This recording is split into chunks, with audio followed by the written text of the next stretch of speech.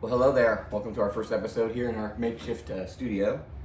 We're going to talk about the G1. My name's Rick Kernute. My name's Henry Kernute. It's my son. And he's going to take things off for us because I'm kind of new to the G1. This is the first time I've watched it before.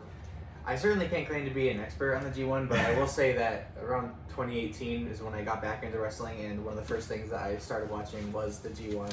Right. The G1 of that year. And then I watched last year's G1 all the way through, picked up some some knowledge about how they book generally. So I originally felt like I had somewhat of a educated guess on some of these predictions, but as we'll get into, it didn't work out that way. Yeah. So, me having none of that history, I have this sort of beginner's luck thing where I don't have any I don't have any preconceived ideas of where I think things should go or something. So I've been lucky so far in the first two nights of the G1. So yeah, I have not had such luck. What is interesting, I would like to go ahead and talk about who we have predicted for the Block A and Block B. We actually have the same. You want to explain to some people that might not know what it is? Explain the G1. The G1 is a round robin tournament with 20 men in Block A and 20 men in Block B, and basically everyone in Block A wrestles each other, and then everyone in Block B wrestles each other, and then every time you win, you get 2 points. If you draw, you get 1 point, and obviously if you lose, you get 0 points. And whoever has the most points at the end of the block, which runs from mid-September to mid-October. Right, it's a lot of matches we're talking about. A lot of matches. 5 matches each night, and whoever has the most points racked up in each block is the winner of that block, and they face each other in the final. And whoever wins the final of the G1 gets a match for the IWGP Heavyweight belt at Wrestle Kingdom, which is New Japan's flagship event. So we actually had the same person predicted to win Block A without having any. Correct. Yeah. Yes. We didn't talk about these, by the way. We didn't talk at all before we did these. We did our prediction sheets separately. Yeah. So, and we won't go over each individual match here, but I had Jay White picked to win Block A. So did he. Yeah, I had Jay White picked. Well, interestingly enough, I will bring this up. I had Jay White picked to win Block A, but in my booking of the predictions, I also have him tying with Will Ospreay, who we'll definitely be talking about here as well. And yes. Just the way a tie would work is whoever is tied with someone for most points in a block, whoever won their match is the winner of their block. So it's different than other case, tournaments. Yeah, in this case, I have whenever Jay White faces Ospreay, I have Jay White picking up a win. So in that case, Jay White would win. So that would break the tie, and he would be the winner. Yeah. And B block again. I had Juice Robinson as the winner. There's two people that I was sticking with. And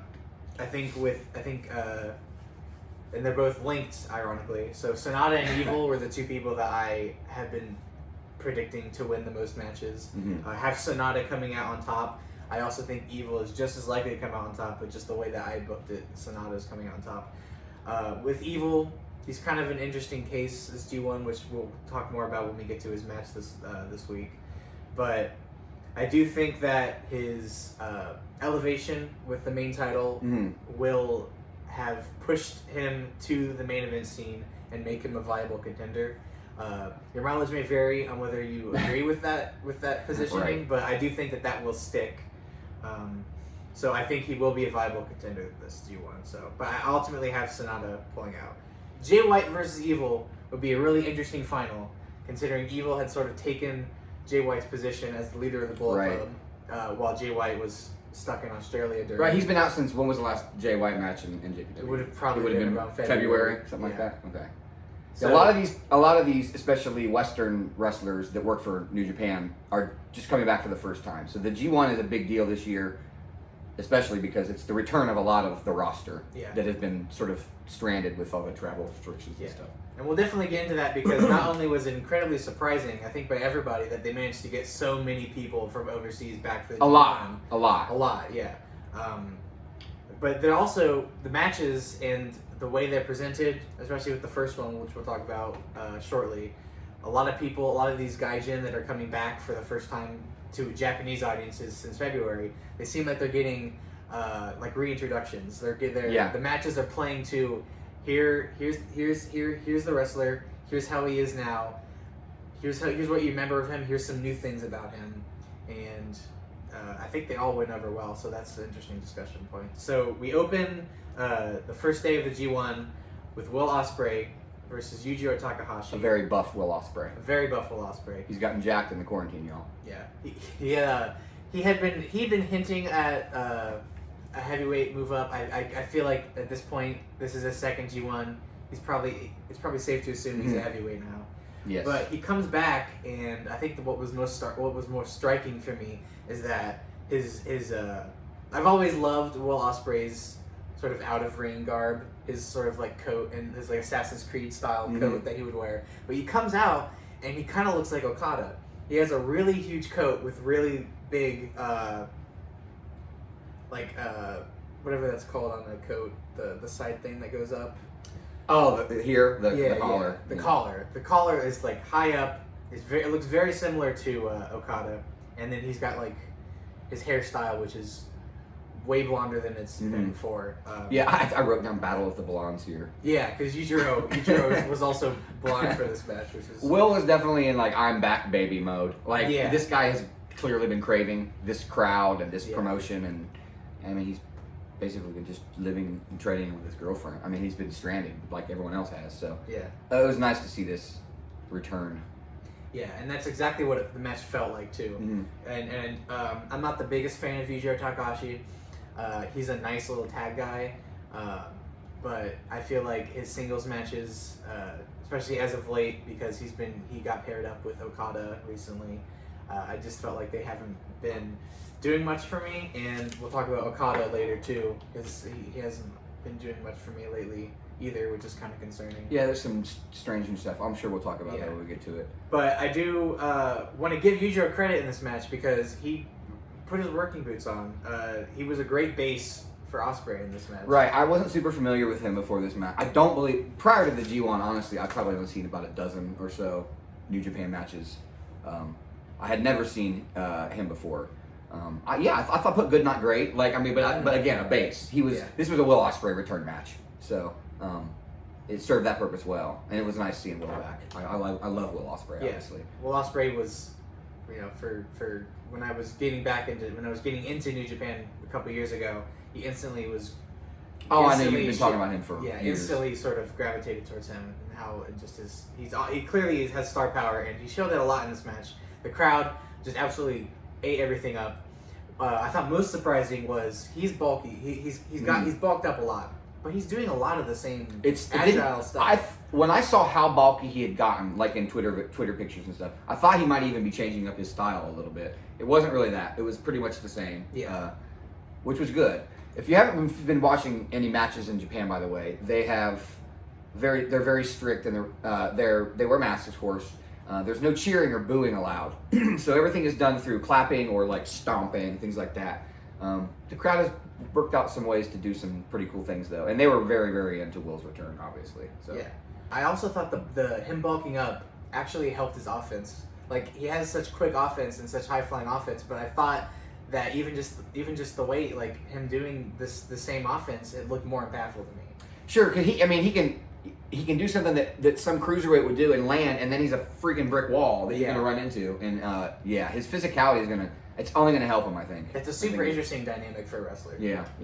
I do want to talk about the finishing sequence, because I thought it just came out of nowhere and was really impressive. So they've been, like most New Japan matches boil down to, is they're fighting for their finisher. Yeah. And Will Ospreay has his... they matter over there, guys. Yeah, exactly. He has a Stormbreaker where he lifts you up on his shoulder, and then he sort of spins out into a neck breaker. And Yujiro is countering to do like a power bomb sort of move, and Will Ospreay leaps out of it. He like front forward flips out of it and hits his hidden blade, which is just like an elbow. It's just like what he calls just an elbow to the. But he usually hits at the back of the head. But he does it so quickly here. He bounces off the ropes and he hits Yujiro right in the front of his face, right on his forehead. And it looked nasty. It looked horrible. I thought he died. Yeah, but then he immediately picks him up and hits the Stormbreaker, and it was just like, it was no nonsense. It was like exactly the kind of like iteration on Will Ospreay's moveset that I was, and his counter moveset that I was like super stoked to see. Oh yeah, it was dominating. Not a squash or anything, but I mean, it was, especially that end, it was just like, wow. Yeah. Vicious. Another indication that Ospreay is probably primed for a pretty great G1, definitely better than last year's. He was the only guy who, after winning his match, besides the people who win at the end, besides the main event winners, he was the only guy who cut a promo after his match, and it was really cocky, and it was really like... It was great. I loved that promo, yeah. It was like, I'm back here, you know, the best wrestler in the world is back in Japan, and it was great. No other... Whenever a main event wrestler, whenever a wrestler who wins the main event, they always do their talks to the crowd afterwards. They always cut their little promos like a curtain call sort of promo. Yeah. But they don't really usually have promos in like the first match of the show. It seemed like they were trying to do something with Will Ospreay there. They're trying to let you know he's back and he's important. He's talking about, like, I was nervous before this, and I looked in the mirror, and I thought, I don't got anything to be nervous about on Will Ospreay. It was awesome. All right, let's move on to the next match. Jeff Cobb versus Taichi. Yeah. I am a self-confessed Tai Chi defender. I think his tag team with Zack Sabre Jr. has been excellent, and his interplay with Ibushi has also been great. I'm very looking forward to the Tai Chi Ibushi match. But Jeff Cobb did not have a very strong G1 last year. People were really excited to see him in the G1. At that point, he was still, I believe, a Ring of Honor roster member. He does not seem to be that anymore. I don't know if pen has been put to paper yet, but the word is that he is a official New Japan roster member now. I thought he did much better here than he did pretty much all of last year's G1. I thought this was a sleeper hit match. Yeah, it was good. It was. I was not super familiar with Taichi before this. I thought his work in this match was pretty good. At one point, I wasn't sure. He hit him in the knee with the ring bell, and it seemed like the ref saw it, but it was okay. I wasn't sure about that, but it led to some pretty good work. He worked over that. He worked over Cobb's knee and leg. Yeah. For a little while after that, so it worked well. Cobb is one of the bigger guys, but he's also guy, yeah.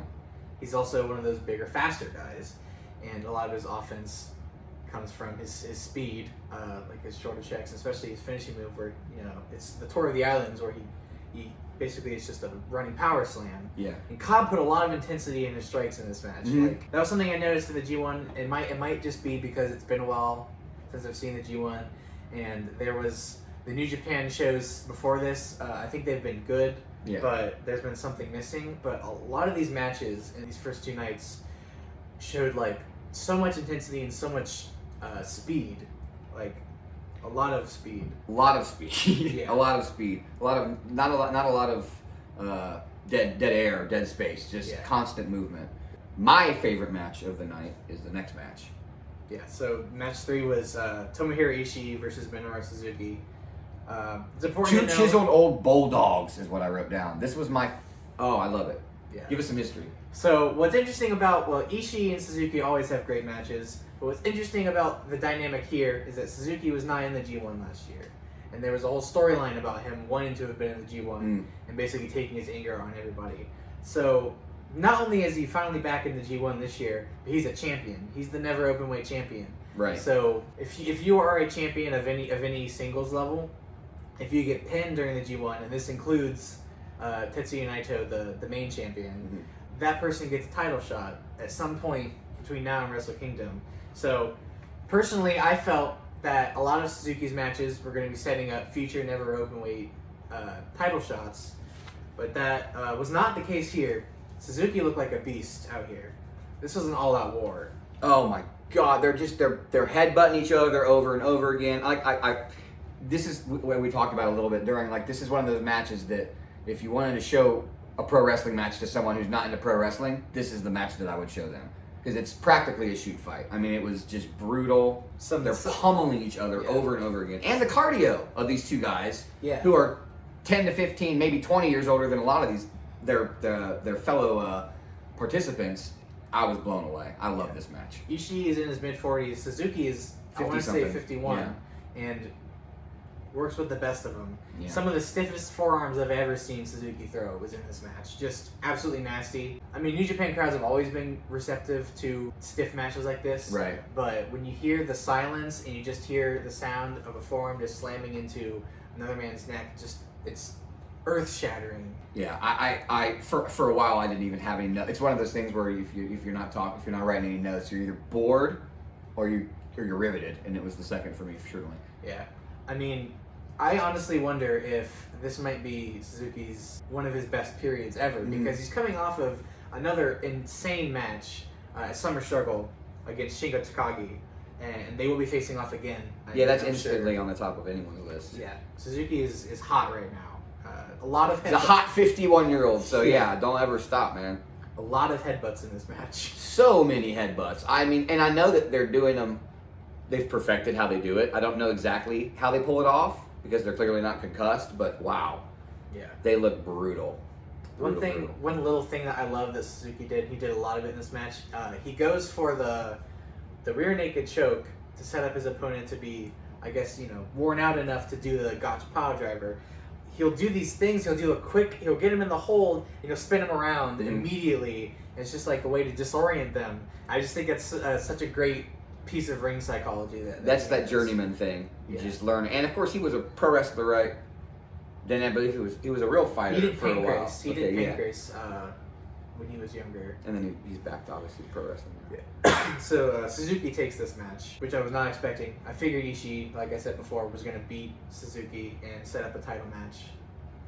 But that does not seem to be the case. Suzuki seems like he may. And of course, another thing you have to consider, a lot of the early matches, they like to, Geto, the booker, likes to fool you by giving some people upset wins to sort of throw you off the scent of who's going to be an actual contender. So it's very possible that Suzuki is going to take a lot of losses. I don't think he's going to be a finalist, certainly. Especially because, unfortunately, he doesn't have the best chemistry with Naito. I don't think a Suzuki-Naito match would be like the best bet for a Wrestle Kingdom main event.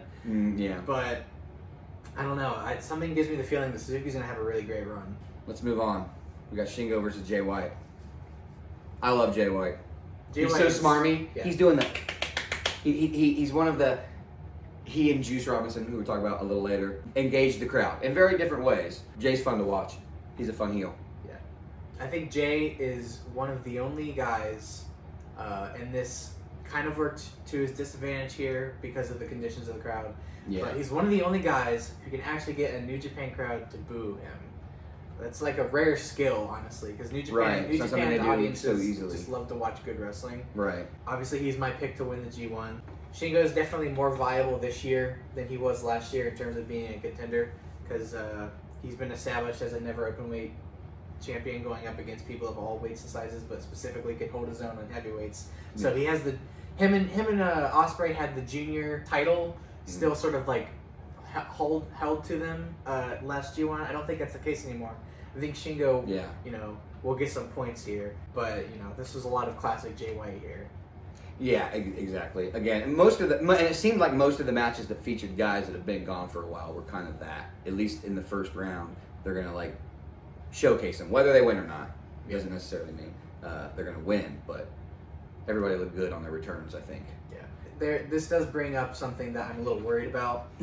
One thing I was hoping for, because of Evil's status as Bullet Club leader and using Dick Togo as a sort of like the interference guy, which is what Jay White did with Gedo when he was while he's been in, when he was up top. I was kind of hoping that Jay White was going to come back and be a little more,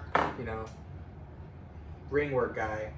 And less of interference guy. I will say they subverted my expectations in this match initially. Shingo came off as maybe the smartest babyface ever for, I want to say, like 75% of this match. Yeah. Every piece of interference that Gedo and Jay White were throwing at him, he would outsmart it. He got sick of there's a great spot where Jay White kept pulling on Shingo's hair to do to slam him into the mat, and Shingo just got sick of it and started pulling on Jay White's hair. Yeah. Just like had none of it. I think it was El Desperado in their feud. In the backstage comments, El Desperado compared Shingo to like a gym teacher who doesn't take anyone's shit. And I thought that was exactly what Shingo was like here. He just wasn't. He was just. He's not just not having it. Yeah. Unfortunately, and this is what I'm concerned about. The interference did end up leading to the win. Yeah. With a ref bump. I hope that that's not a running theme with Jay White matches, and Evil matches. Especially if he's gonna win it. Yeah. Especially if he's gonna win it. It's gonna be really. It's gonna leave people really fatigued if on both weeks they have to see like ref bumps every match, at least one match on the card. Yeah. But the Evil match did something really fun, which we'll talk about. Yeah. Later. But Jay White wins. Final match of the night: Ibushi versus Okada. This was the one match that I called that I predicted wrong. I wrote flat. I don't know. I wasn't super into this match. I didn't think it was bad. I think the bulk of this will probably be a talk of what I wrote here. What's up with Okada? There's been rumors about injuries springing up, which is a real shame considering he's 33, not super old. And like maybe the best big match guy in the whole world. Right? I mean, he's in the main event slot here, and it's a rematch of Wrestle Kingdom that just occurred a couple months, earlier in the year, which was maybe the best match of the year. Oh my God, it's probably the match. It's probably my match of the year so far. If not, it's top 3. One of the best matches I've ever seen. That match was incredible. And obviously, you can't always capture the same lightning in the bottle, but it just felt like something was up. It felt like, I don't know. It felt like he was a step behind or something, Ibushi. And the cut. What's up with this new move? What are they calling it? The Cobra Clutch. Are they just calling it a Cobra Clutch? Okay. That's what the English commentators have been calling it. Just the Cobra Clutch. Why is this? Like, is this new this year? It was new I haven't been paying attention. It's not only new this year; it's new exclusively in the COVID era. He was not doing it. Okay, that's true. As I remember, he was not. He didn't do it in Wrestle Kingdom. It definitely was not in the last Ibushi match. I know that. Okada's had a really weird COVID era. His New Japan Cup was middling, to say the least. A lot of people thought, Okada's one of those guys who needs a crowd. Right. He'll bring it eventually. I'm sure that's a part of it. But then he got put in matches that wouldn't really give him a chance to be main event Okada. His match, his big singles match when crowds came back was against Yujiro, as I mentioned before, and it just fell flat. Okada didn't feel like he was working, and then he got tied. He got tied to his King of Pro Wrestling title, which is not a title; it's more like a trophy. And the whole premise of it was every wrestler, their match, they each pick a stipulation, and then the fans vote for it. It sounded like a neat idea, and for some reason, it was exclusively being tied to Okada. They were giving. I don't know if Okada actually came up with this idea, or if Gato just put this idea on Okada and asked him to be the mouthpiece for it. Right. But it was really weird. The matches were not very good. The stipulations were not very good. The final match, the 4-way. With Okada in it was not very good. Toru Yano won the match. Toru Yano is your King of Pro Wrestling trophy holder. So he's doing it's just Okada's openly saying in post matches that he's not interested in going after the main title, which is kind of strange. He keeps doing this Cobra Clutch, which just is dead air. It's just dead air. Yeah, it's falling completely flat. Yeah. It doesn't look. It doesn't look like anything, really. Yeah. I don't know. And I thought, at first I wanted to, because I had heard some things about this match, and I wanted to sort of, remove any preconceptions. I didn't want to, have this cloud hanging over this match. But even the crowd, the crowd was not hot for this. They were not. They weren't making much noise at all. Not a bad match or anything, but it did feel flat. Yeah. It was not the best end to the night, although, what came before it was so good. There is a possibility, we talked about this before, there's a possibility that this is part of some storyline. Yeah, right. Because I noticed Okada didn't once hit or even really go for the Rainmaker at all. And that's strange to me. It would be interesting if that's what they're doing, because it's a very, like a long con kind of thing, because it's been happening over a period of months. So. Yeah. It's also not the first time that they would have told the Okada has lost it story, because there was that moment after he lost the belt to Kenny Omega where he started wearing the long pants, and he changed his theme to something more goofy, and he started doing leaping cross bodies from the top rope where he's yelling Scooby Dooby Doo. So it didn't feel quite like that. That was actually kind of fun. This kind of I want to see where this goes with more Okada matches. I want to see if they're doing like a Okada's lost a step. That would be preferable to him actually happening. Yeah. So. And you know what? Ibushi was a great person. If that is the story they're telling, Ibushi was a great person to do it with because with Ibushi's tag team with Tanahashi is sort of talking about how he's ceding the floor to Ibushi, and I think Ibushi, they finally signed him now. He was the winner of last year's G1, so they instantly pushed him as a result of finally having him locked down in the contract. Ibushi might end up, taking Okada's place. Ironically, Ibushi's older than Okada, so that's a little strange, but we'll see how it plays out. That's all I'll say. I was a little disappointed, but we'll see how it plays out. Yeah, so that's the end of night 1 of Block A. I ended the night 4 for 5. Yeah, I ended the night 1 for 5. Beginner's luck. Yeah. It's like sneaking into the poker game and winning everybody's money. Sometimes Not I get knowing what you're doing. Sometimes I get a little too caught up in the theory of how the predictions work that I think I know how they book, and then of course Gato books nothing like how you think he's gonna book. So yeah, not doing so well in the predictions. Well, on to night 2. This is B block, starting with Juice versus Yoshihashi. Yoshihashi doesn't do much for me. Yeah. But I will say that lately he's been putting in work. I think that the Never Six-Man tournament where Yoshihashi finally won his first title ever in New Japan, he looked great in that match. And I don't like love his style. I don't like love his moveset. I don't love his emotion. I don't. It doesn't do much for me. But he's been a little more impressive. I don't think he's going to be a downer on this block. Right. As much as I was worried. Yeah, it wasn't sloppy. It just wasn't elegant. It was a real rough and tumble kind of match. I love Juice here. Juice in the crowd made me very happy. I love his interactions with the crowd. He's got kind of a new look. Yeah, he's got a very different look. His sort of moniker is the flamboyant Juice Robinson, and usually he wears really colorful costumes and he has like his dreads or whatever. He cut his hair down. It's pretty short now, and he's wearing like. It was kind of muted. It's definitely not a flamboyant outfit.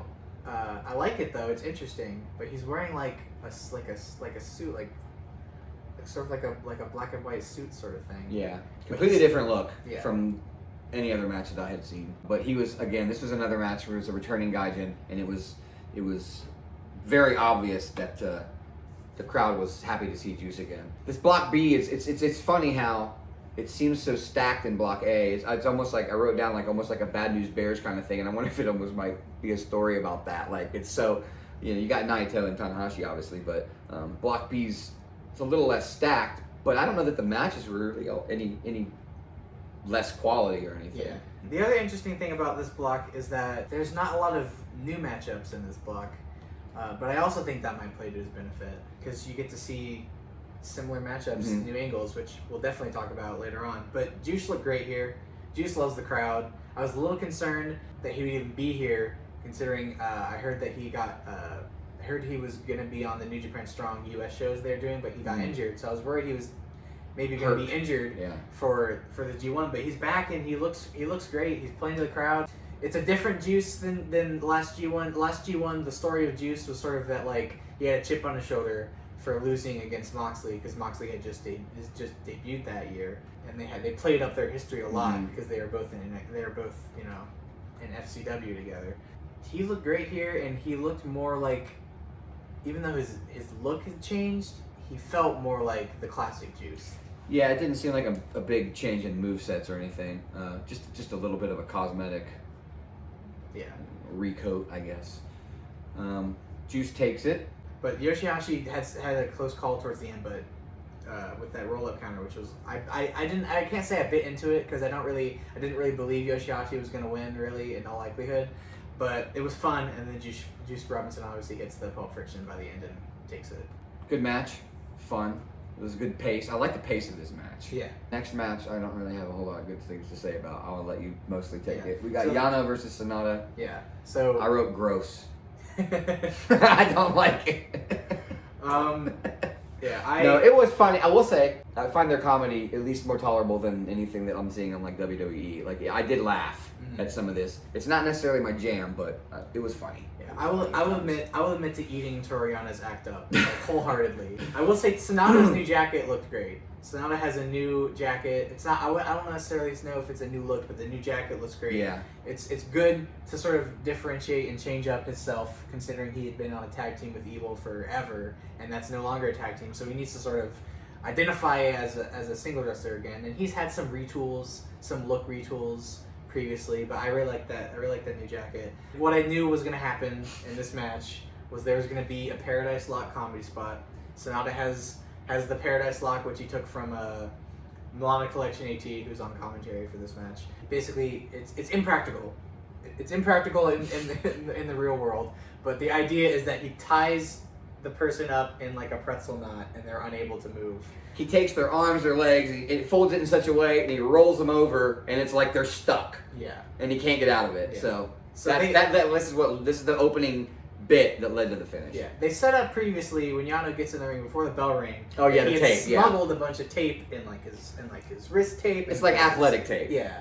And which he had used previously. He had one in his trunks later that they found. Yeah. So they pulled 3 rolls of athletic tape. Yeah. Off of him during the course of the match. Yeah. Before we get to the finish, I also want to say, because another Yano staple is removing the turnbuckle pad. Oh yeah, so yeah, you yeah, can toss somebody into it and they can hit their back against the metal. This, however, led to a turnbuckle sword fight because Sonata. Oh my god! Because there were 2 turnbuckles and Sonata hit him.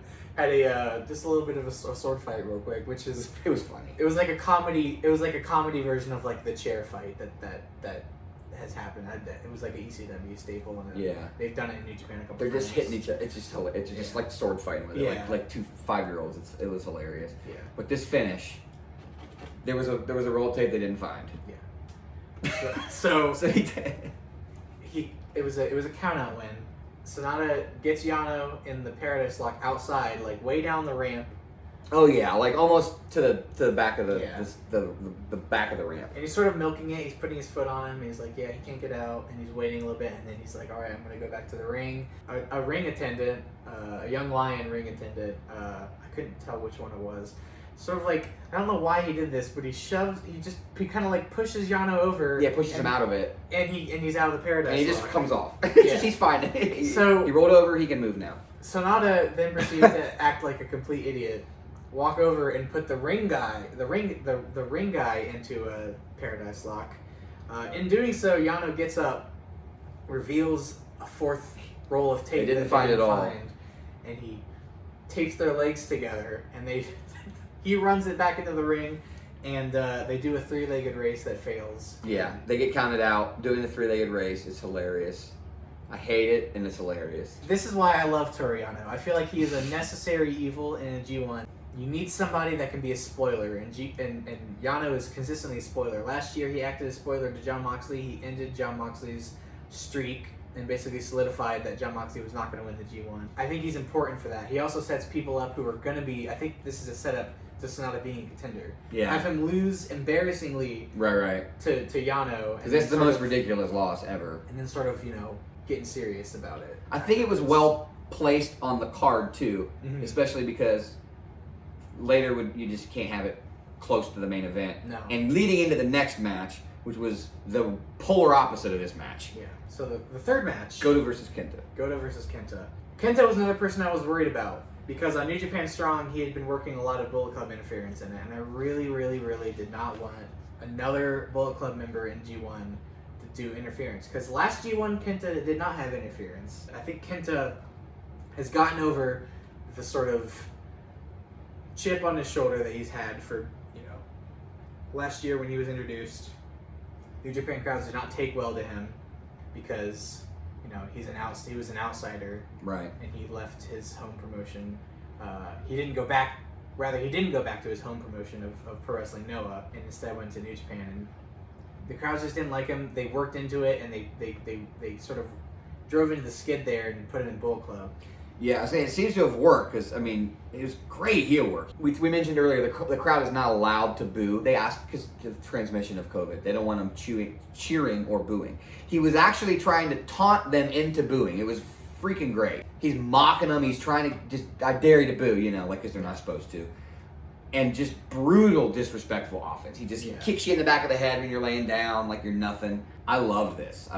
Yeah, I thought this was better than the Wrestle Kingdom match, actually, because they had their big feud at Wrestle Kingdom. But I thought this was much better. It does suck that a lot of Kenta's heat spots towards the beginning were kind of worked in dead silence. Yeah. There's the only thing that sucks about it. There is a difference. There's a very big difference in how the crowd could invest in a babyface like Goto and how, like, during heel work and how they invest later on to someone, because it was very interesting to me, which we'll talk about. Yeah. But it doesn't take long in the match before Kenta's in. You know, he's not messing around. His kicks are nasty. His limb work is intense. He's really cranking on Goto's right arm and constantly working over, just kicking at it. There was a segment where Goto is just, you know, doing the thing where he's taking kicks, but you can see Kenta's just laying in on that right arm, and man, it was brutal. Goto started doing limb work too, which I thought was interesting. Kenta takes this match. Oh right, in a submission, not the go to sleep. He puts him in a brutal submission. I can't remember the name of it, but he mentioned earlier on Twitter that he was planning on putting in this submission, and he followed through with it, and that leads me to believe that Kenta is going to be a lot more serious. Yeah. He's going to maybe be the one Bullet Club member in the G1 that is just putting out just mat classics. Evil versus Zack Sabre Jr. This would have been the match that I called wrong. Yeah. The part of the babyface will be played tonight by Zack Sabre Jr. is what I wrote down. Which was the most compelling, maybe the most compelling, like, footnote about this night. Because they could really do something here. But it was really interesting to me because a lot of people have been worried about Evil's heel work and not knowing, considering his heel work started and is continuing and has not seen a crowd that can react to it properly. People are worried that Evil's heel work is not working because he's not getting, the baby faces are not getting reactions because they can't boo, so they kind of just are silent. It ends up just being tepid. But how they found a way to do it is just cheer Zack Sabre Jr. on even harder. I like the creativity of this crowd, honestly. They found it in numerous occasions, but this was the most pronounced, where they figured out a way to show who they were not into. Yeah. I liked watching the crowd itself be creative and coming up with a solution to that. Evil and Zack Sabre Jr. have had numerous matches, and I've always thought they've had a really interesting chemistry together, and it's really interesting that they have good chemistry. I wouldn't put them together like prior to this, and I haven't seen any prior matches, so I wouldn't have known that. But I thought it was great chemistry. Zack Sabre Jr.'s sequences were so crisp. Some people have issues. I don't understand how he strings things together sometimes. Yeah, he'll do 10 things in 5 seconds. I don't even know what I see half the time. Yeah, some people sometimes have issues. Like live. Exactly. Some people sometimes have issues with Zack Sabre Jr. and how he strings together his sequences and how they sort of feel like he's just putting on one submission and putting on another or whatever. But like in this match, it really felt purposeful and it felt intense. Yeah. They were so quick against each other. This whole G1 just so... He vocalized a lot too. I don't know if I remember, like I've seen a couple of Zack Sabre Jr. Matches before.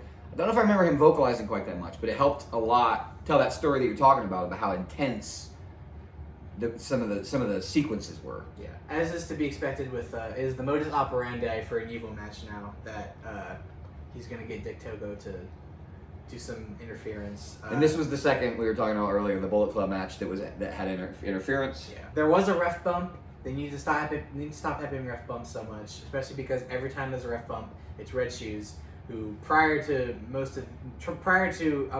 until recently, I would say most people would consider Red Shoes to be one of the best refs in general on the scene right now. Yeah, he's a great ref, but he's a little older and he's not great at taking these bumps and selling these bumps. This was a terrible looking bump, and I don't mean terrible, dangerous. It looked like nothing. Yeah. The booking ended up being all right.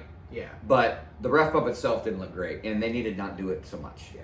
They really should not be doing ref bumps every night on both sides.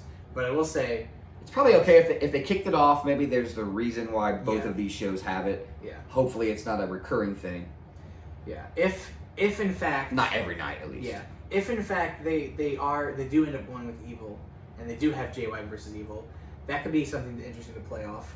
Jay White's tactics still work, but Evil's tactics aren't working anymore. That could be something interesting to play off of, especially because I think it would be really cool. Some people probably wouldn't like the theatrics of it. I think it'd be really cool if you have Gato and Dick Togo try to out interference each In other. a Jay White versus Evil match, Jay White I versus love Evil. that idea. It's gonna be so interesting. If you don't like it, watch something else Yeah. because that sounds like crack to me. I as much as I don't want him to do that all the time, I think that story would make it worthwhile. Yeah.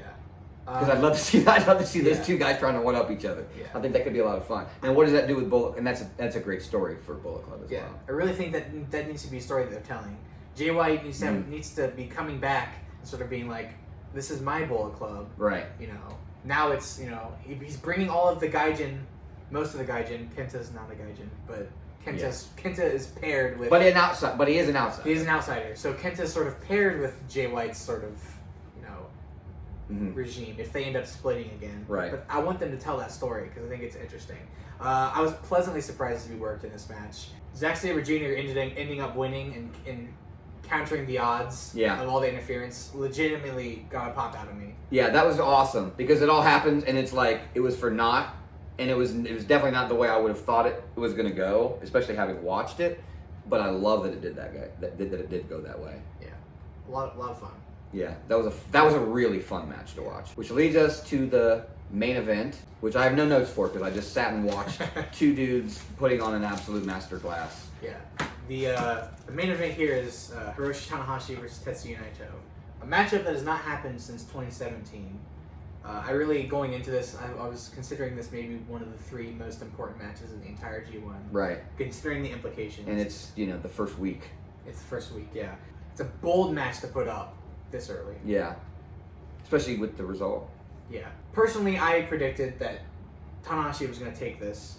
I thought it would be a money-making main event to put these guys up in this title run on the show before Wrestle Kingdom. Because of what you said earlier about if he was able to beat Naito, he gets that match later on. What's funny is the main event of the first night of last year's G1 was main evented by Tanahashi versus Okada on U.S. soil for the first time. And that match was great, but Tanahashi, man, was just on another level with this match.